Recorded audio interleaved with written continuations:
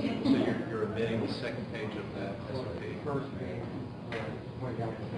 Yes. But what you're actually hindering is not the entire SOP. Just want to make sure.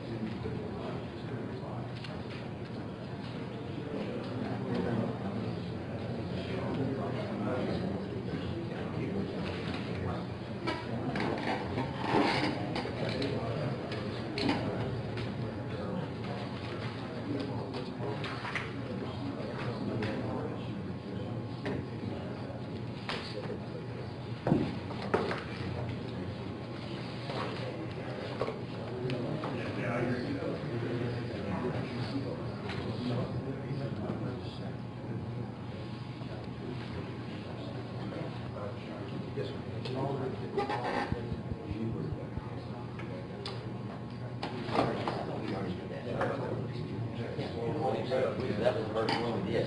Yeah.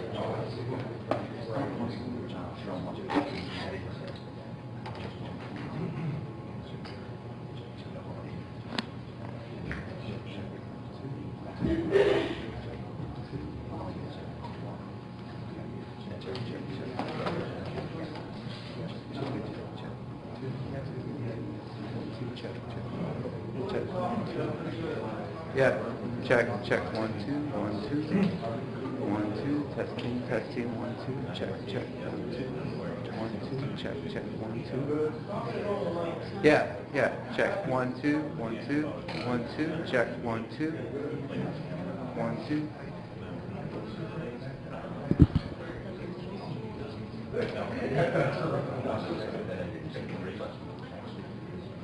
Media log out to I believe we all. Thank you very much.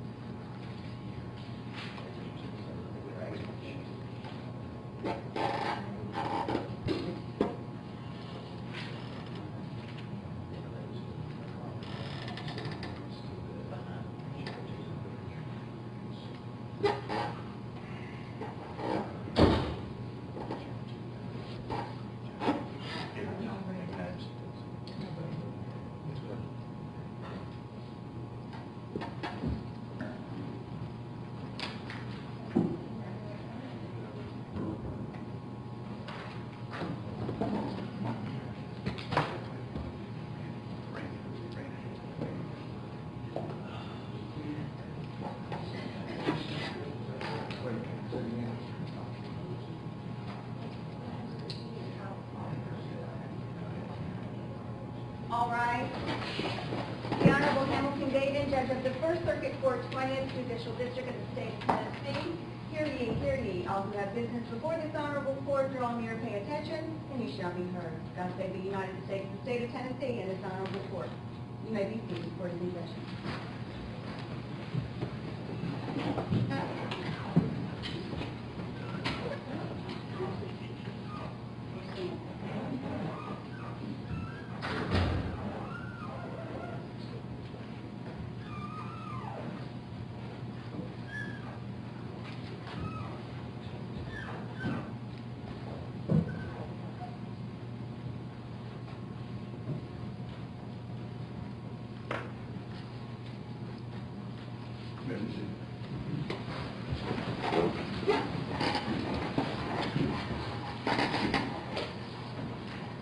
Okay, good morning. Yesterday, we heard 3 depositions, and I will charge you that those depositions were taken under oath. In Tennessee, video depositions are admissible just like you're sitting here in this stand. As long as it's taken under oath and by agreement of parties. Those depositions should be considered by you as if those persons testifying were sitting right here in front of you. Understand? Okay. Next witness. Your Honor, that's my paralegal Margaret who have to be as well, Margaret.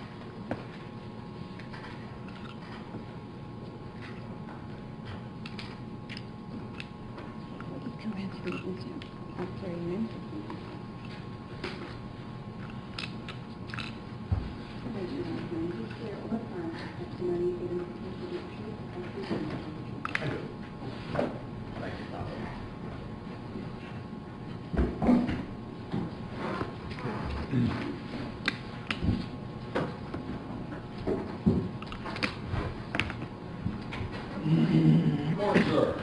Good morning, sir. How are you? Good, thank you. Would you introduce yourself to the jury, please? Good morning, Jerry. My name is Fred Delmarva.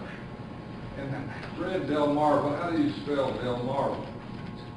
Capital D-E-L, space, capital M-A-R, V as in Victor, A.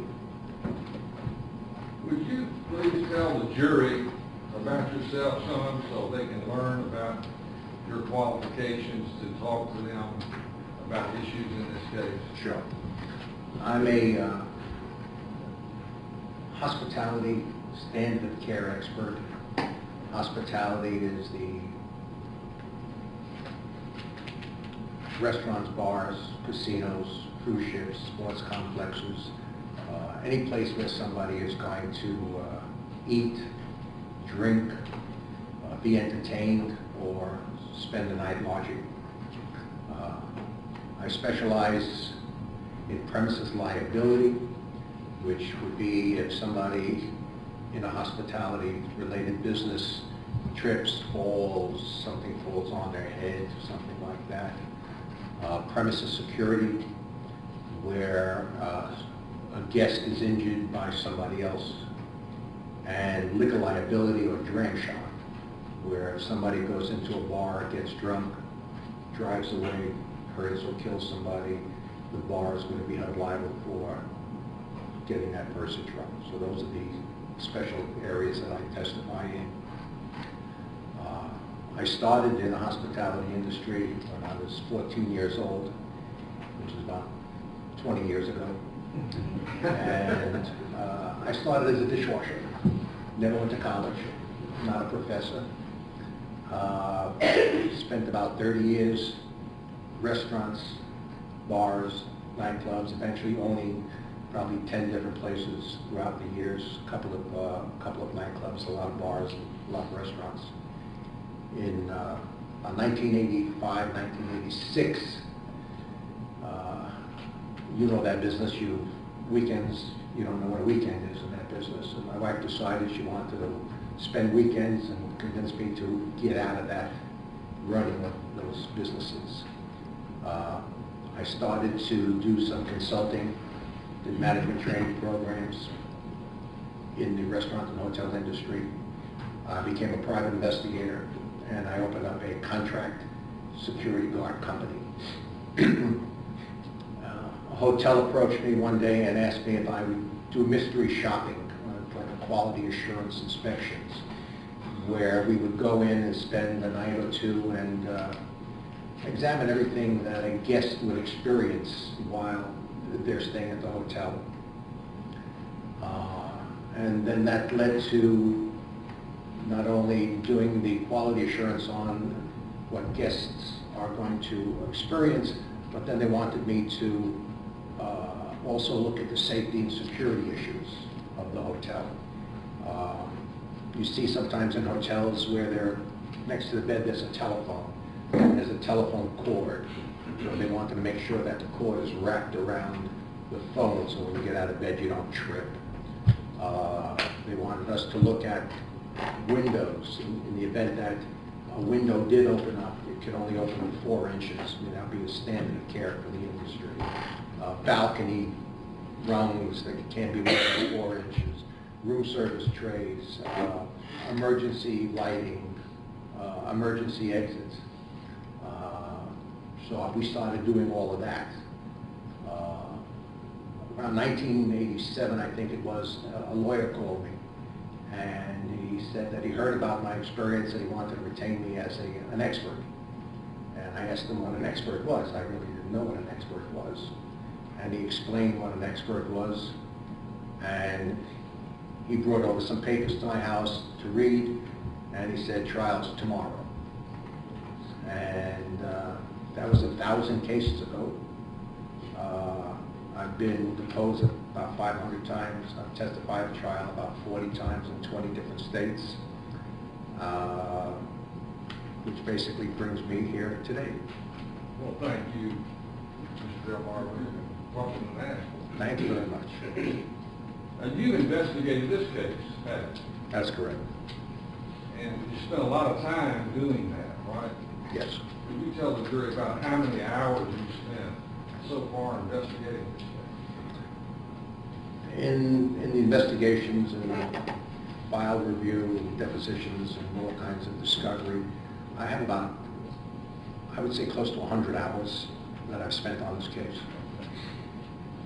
Now, you and I went over to the hotel to look at the 10th floor where this happened, right? That's correct. And you've seen the video that I took while you and I were there, right? That's correct. And there's some other people who are there also. But I want to show you in just a moment the video.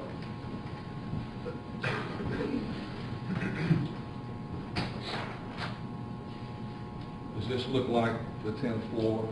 Yes. Okay. Could I ask that the video be played, please, Jason? I'm sorry, stepping on. Can you see this okay? I have the video here, yes. Okay, all right. Now this is looking down, there's already been testimony, we're looking down that way, and now we're looking up this way. Yes. Okay.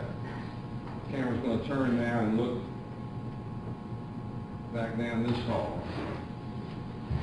this way. Okay. Now we're coming right here, and I'm going to turn right. Remember that? Yes. Turning right again. Now we're going to go down this hall.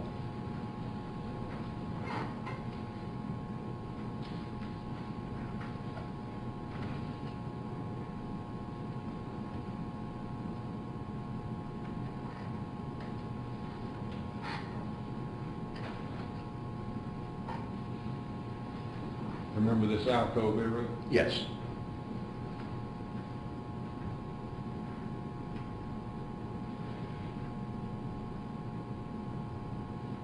And this is looking inside the alcove.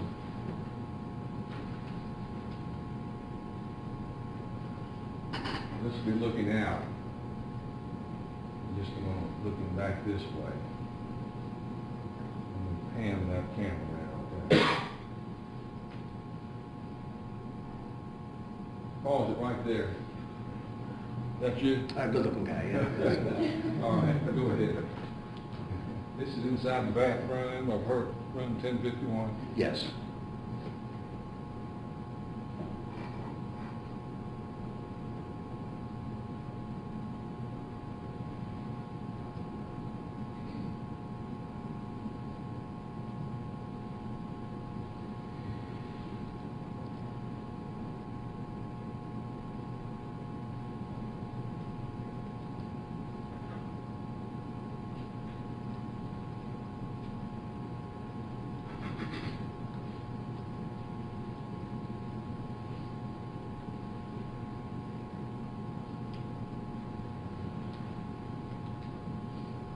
I'm not the best cameraman out, but you get the point. It looks like this. Yes.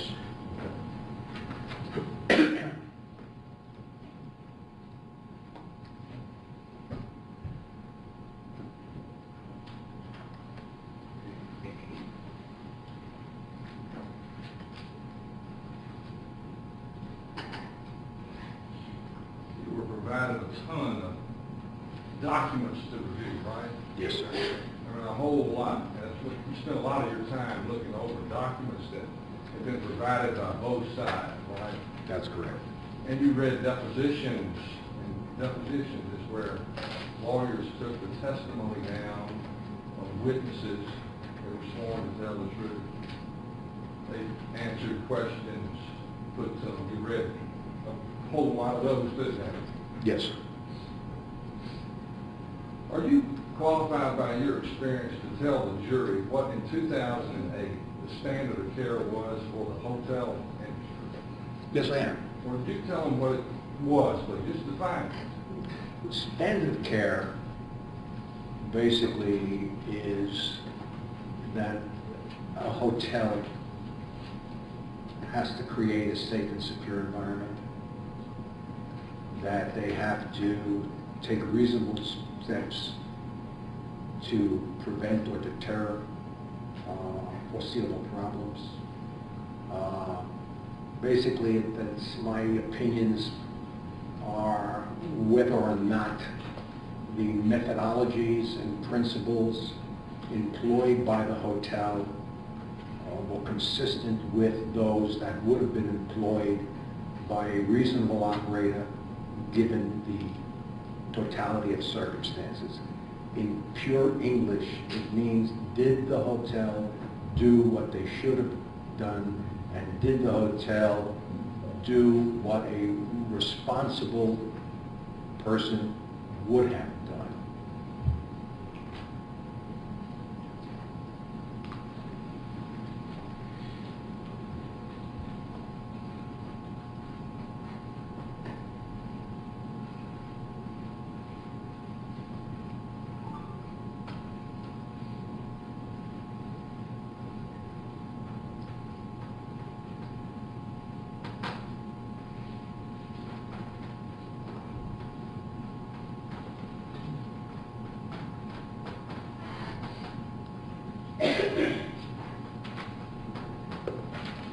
Did you say in plain English what would a responsible person have done? Correct.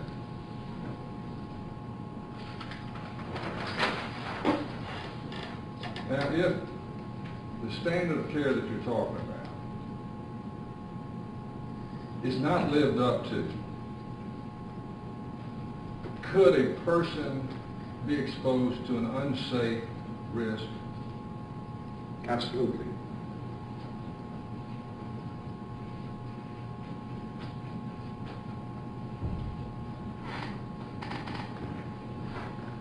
And if the standards of care were not observed, could there be a risk of unnecessary harm? Absolutely.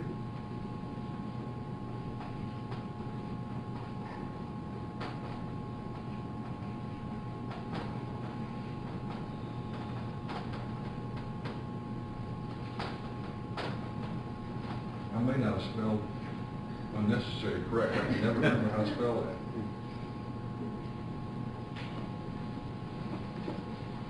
Looks good to me. You got it.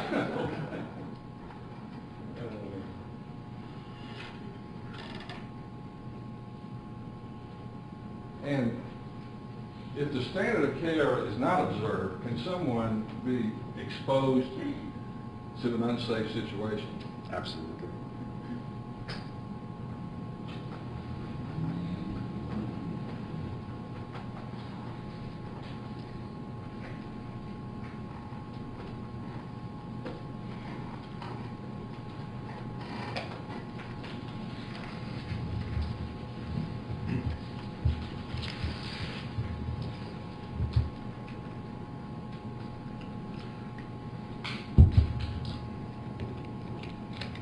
And so is that why we have standards to not have these things happen to people, or expose them to an unnecessary risk in unsafe conditions and unsafe problems?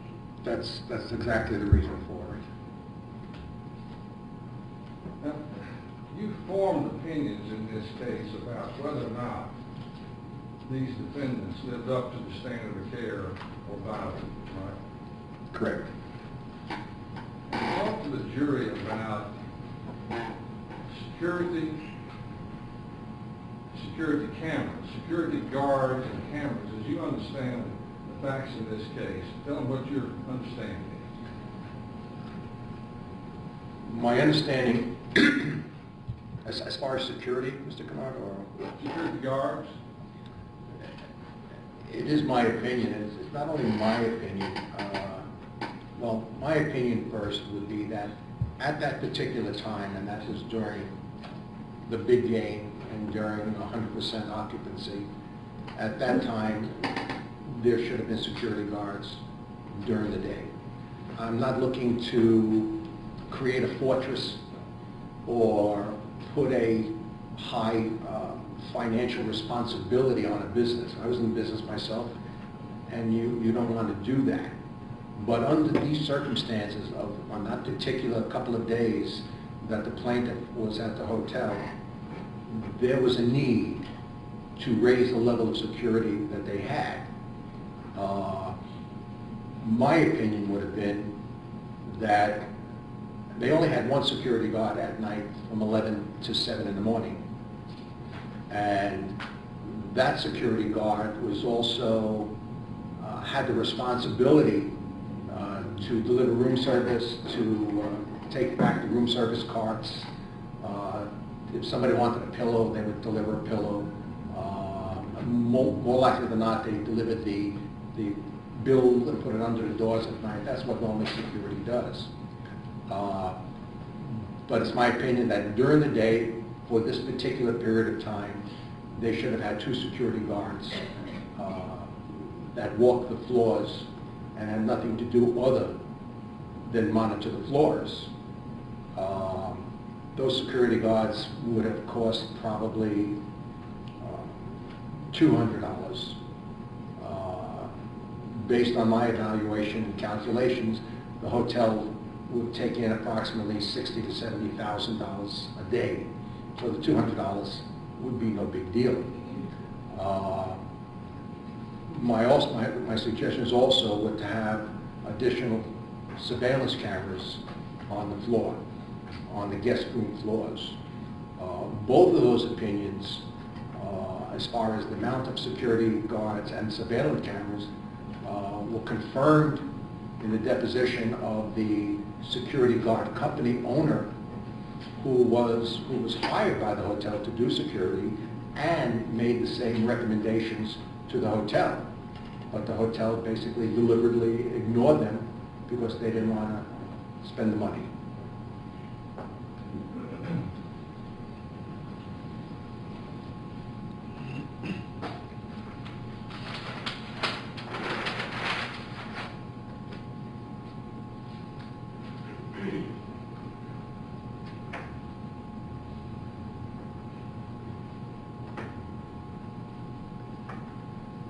So was the failure to have 2 security guards then a violation of the standard of care.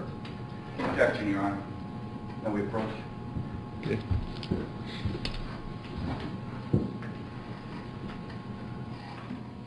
Y'all look for the way.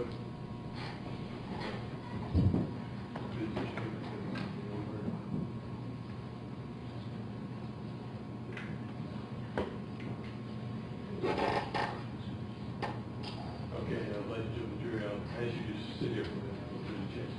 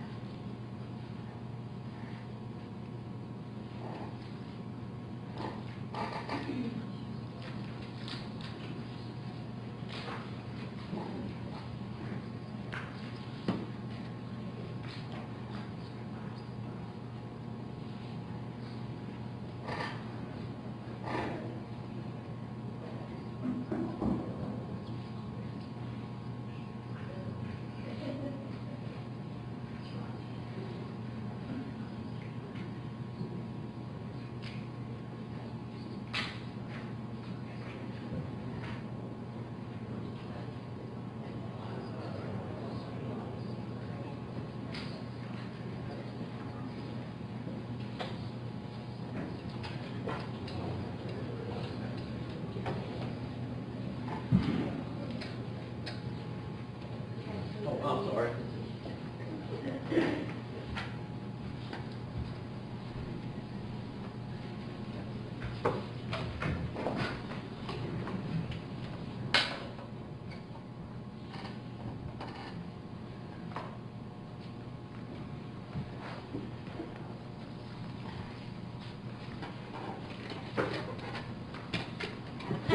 Well, as I was saying, Mr. Delmarva, your opinion is that they violated the standard of care by not having 2 security guards on duty at that time. They violated the standard of care by failing to create a safe and secure environment.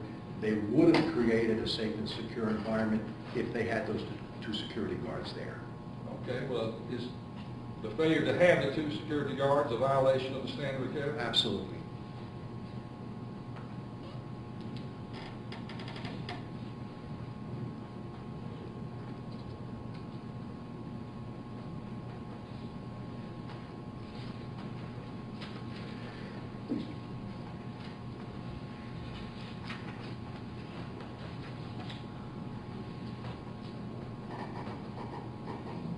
Now, the next is, Can I just clarify something? Please do. For a moment. I'm not saying that every hotel has to have 2 security guards. I'm not saying that. This is for this particular hotel at this particular time frame. And you have to take into account the circumstances of each hotel and all the facts that exist. Absolutely. Now, did you determine in looking through the records and testimony that there were no security cameras on the floors where the guests stayed? Yes, there were none. And I got a little lost when we went back there, but did you say that security cameras on the floor were required by the standard of care? Again, under these circumstances, again, I'm not saying that every hotel should have security cameras. Based on these circumstances, that would be my opinion, and also the opinion of the owner of the security guard company.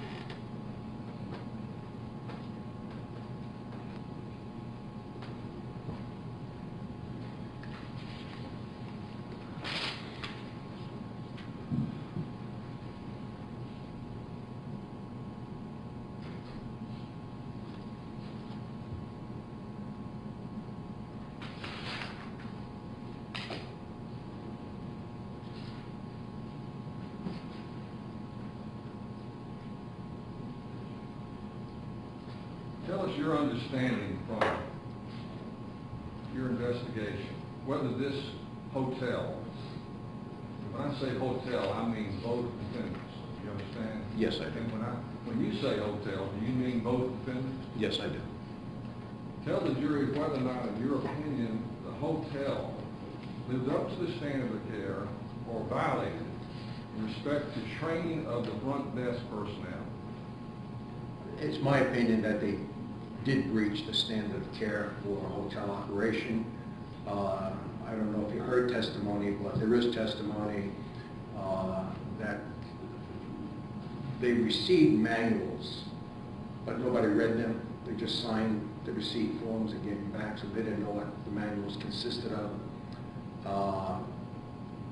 That there was a lack of training in what to do if somebody asked for an adjoining room. They had no idea of what they should do, other than there's testimony that if somebody did ask for an adjoining room, they would accommodate that person. So it was a policy of theirs to give an adjoining room to somebody who just asked for it. So could we call that inadequate training of front desk personnel for the list? I would, How would you like to call when it comes to giving out room numbers and that type of thing, I would call it grossly inadequate. It would be more than just inadequate. it? It'd be more than grossly inadequate? I would categorize it at that. You said giving out room numbers, is that what you said? Basically, identifying a room to somebody that is, well, identifying to anybody that is unknown. It would be negligent and grossly inadequate.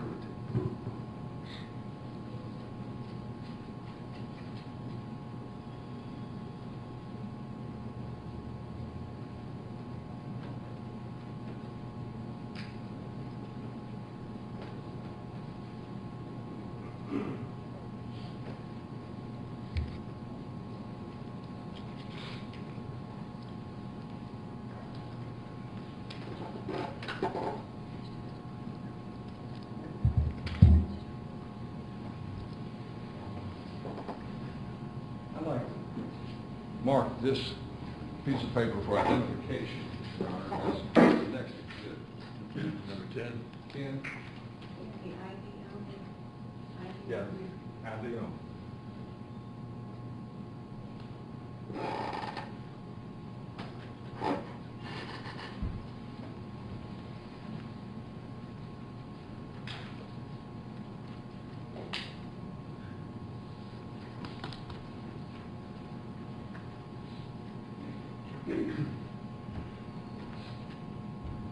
In the training, I don't know if we covered it in 3 or not. Do you feel we have covered training in 3, or do we need to identify that as a separate violation of the standard of care? Inadequate training of front desk people. I would fall within the standard of care not to adequately train someone, your staff, sure.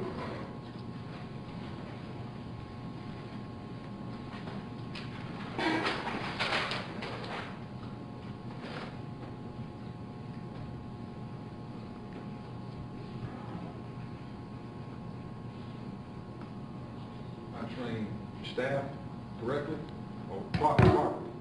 I'm sorry? How would you like to phrase that for short? Failure to train the staff. I think that covers everything. And, you know, if you want to be specific, you know, especially on giving out room numbers and providing adjoining rooms to other guests. This way, it's not that generic. It addresses exactly what my opinion is. I've got a little hearing issue here, Mr. Delmar. What was the last thing you said? It's a good question. Especially training on providing room numbers or room locations and providing adjoining rooms.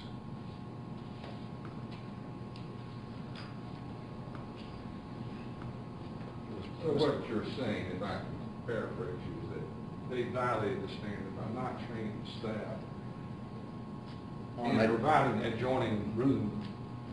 Providing adjoining rooms or identifying a guest room.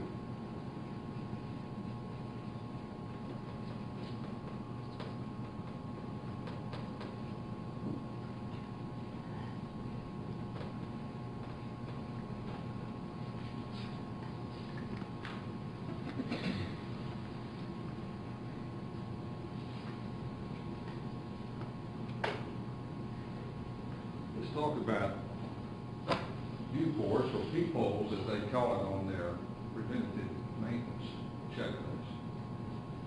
Tell the jury whether or not the hotel lived up to the standard of care with respect to the peepholes or not. The standard of care basically is to make sure that the peepholes are secure. It's not a, I've had cases and I've heard cases where people have unscrewed the peepholes to look inside somebody's room. So it's something that's not a mystery to a hotel owner or an operator.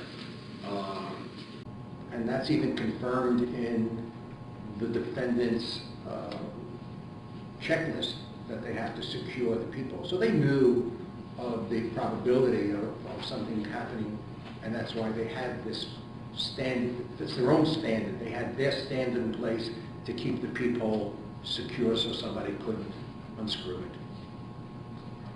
So did they live up to the standard or violate it in respect to the maintenance of the peephole?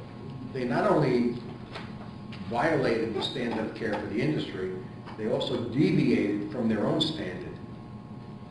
Explain that. They had policies to keep them tight. Nobody ever checked them to keep them tight. I think they're supposed to do it every 3 months or something. And there is testimony that it was never done. I think one of the employees, I think he testified already, Stratton, testified that that was the responsibility of the engineer department. Well, he's basically saying they failed to do it also.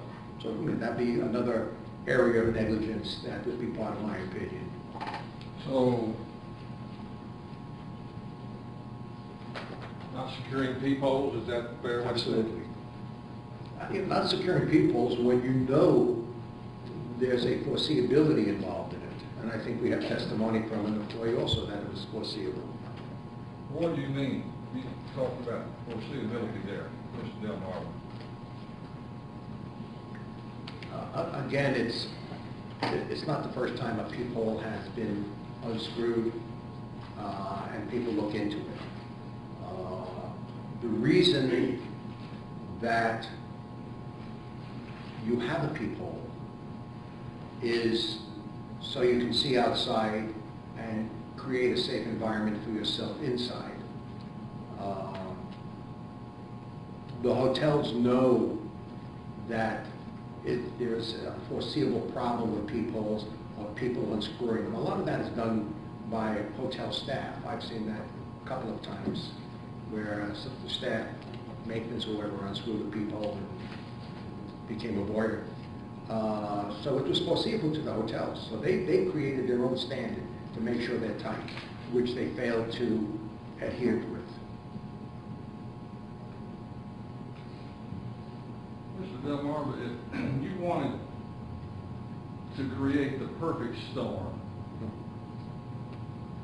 for almost ensuring that what happened to Erin Andrews would happen, what would you do? I would do everything that the hotel did. I mean, their conduct, the way they've operated, not doing the training, not having the proper amount of security guards, not having the surveillance cameras, not following their own policies with regard to peephole, securing a peephole, making sure that a room number of a guest was not identified, making sure that an adjoining room was not given to somebody just because they asked for it. I mean, in combination, this creates the perfect storm for an assault on a guest. And those things you just went over to create the perfect storm, were each one of those a violation of the standards? Each one of them would be a violation of industry standards.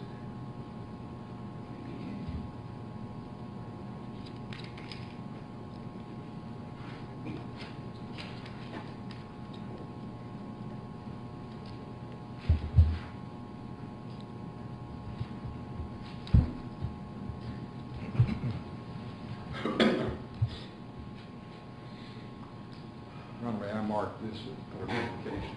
It's not right here in the next. You marking each one separately? So you're at number 10, let's just make them all 10. Yep, but you want it all part of Yes. one? Okay. How many sheets are there? Sir? How many sheets are there? We'll count them. Two. Okay. Yes, sir, two. Let's make it 10.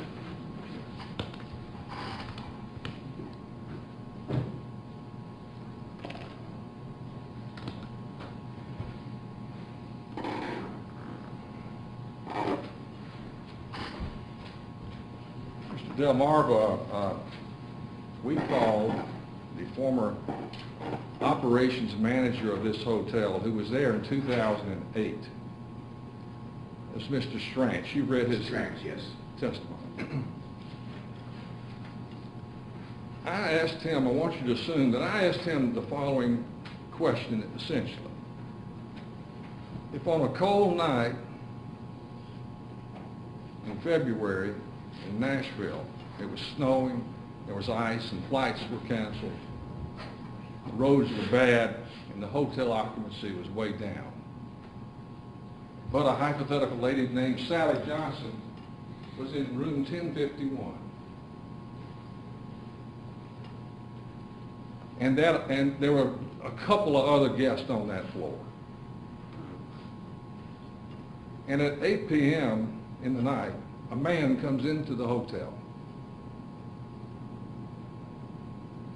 and says, I want a room next to Sally Johnson.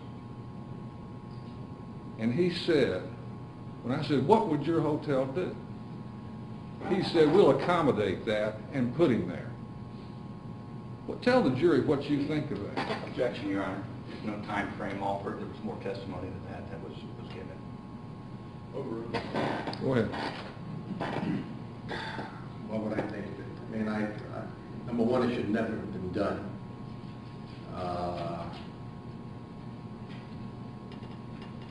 Whoever gave that gentleman the room created a situation where it would be dangerous for the person that is in that room that he wants to be next to.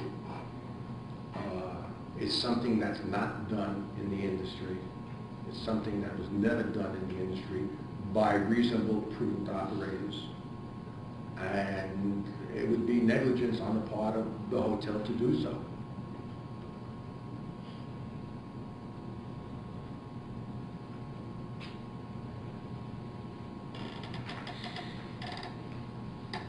I pass to Mr. Delmarva to take up some of his curriculum vitae, his resume.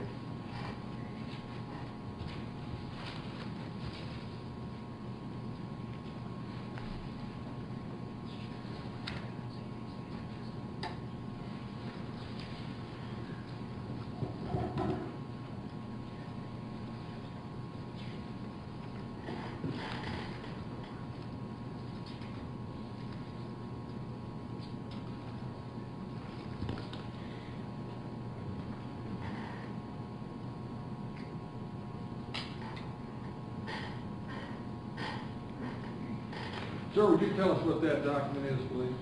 This is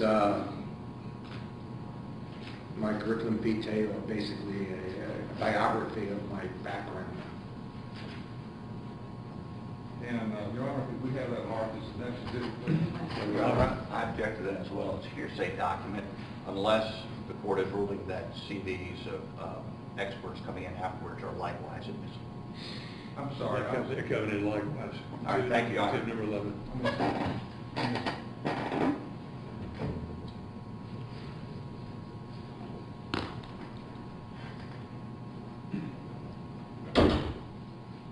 Okay. And is that a summary of your professional background and your experience? Yes. Okay.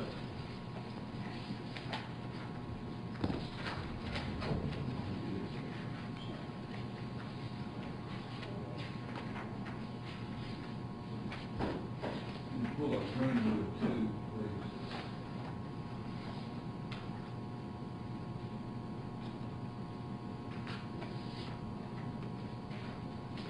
Now pass to the witnesses. Doctor. you seen this before, Mr. Delmar?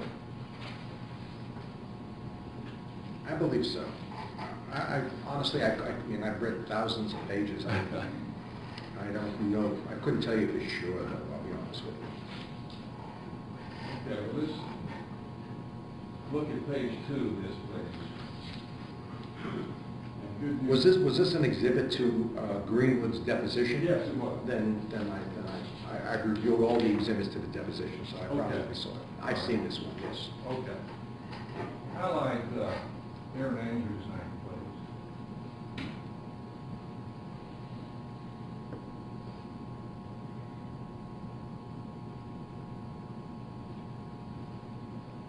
Okay, you see that the hotel has put her in room 1051. Yes, sir. Does this document appear to be the whole 2 pages?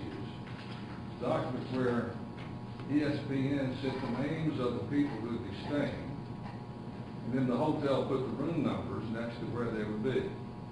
That's correct. Your Honor, would like to have that marked as the next exhibit. Number 12. Okay.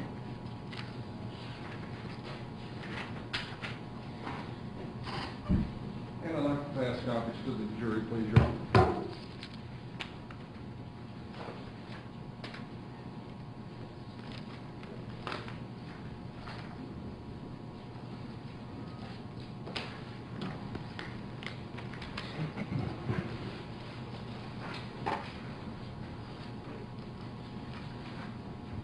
Let me ask you this, in that hypothetical situation I was giving you about Sally Johnson, Yes. would it be within the standard of care to even tell him that she's there? Absolutely. Absolutely not.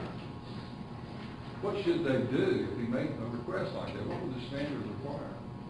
I'm not at liberty to tell you who's here. I mean, that's the cardinal sin in the hospitality industry, is to give somebody's room number away or let them know that they're staying there. If the defendants had lived up to the standard of care, in your opinion, would this have happened, what happened to Erin Andrews happen? Absolutely not.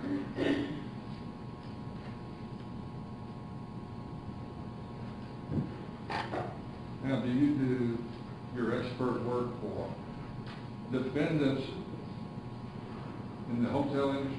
Yes, And you do it for both sides, don't you? correct. And about what are your charges for all the hours you have worked on this case, Mr. Delmar? What's the total for your time? Including the on-site inspection and including work that was done for trial and coming out and everything up, I would say probably 36, 38 hours. Thank you. That's all, Your Honor.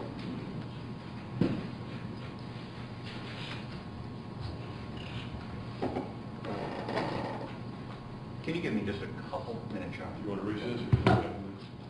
I appreciate that. Yes, sir, thank you very much. Hey, you're good. 10 minutes. You want to recess? Yes, sir, but clear, unless the jury would prefer 15 to go rest or something. Okay. Take recess.